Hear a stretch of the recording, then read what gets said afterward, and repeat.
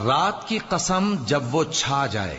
اور دن کی قسم جب وہ روشن ہو جائے، اور اس ذات کی قسم جس نے نر اور مادہ پیدا کیے کہ تم لوگوں کی کوشش طرح طرح کی ہے۔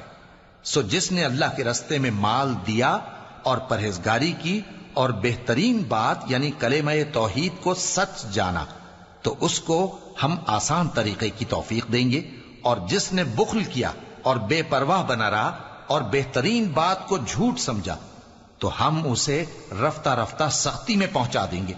اور جب وہ دوزخ کے گڑھے میں گرے گا تو اس کا مال اس کے کچھ بھی کام نہ آئے گا۔ یقیناً راہ دکھا دینا ہمارا ذمہ ہے، اور بے شک آخرت اور دنیا ہماری ہی ملکیت ہیں۔ سو میں نے تم کو بھڑکتی آگ سے خبردار کر دیا ہے،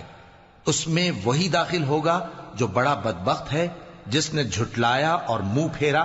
اور جو بڑا پرہیزگار ہے وہ اس سے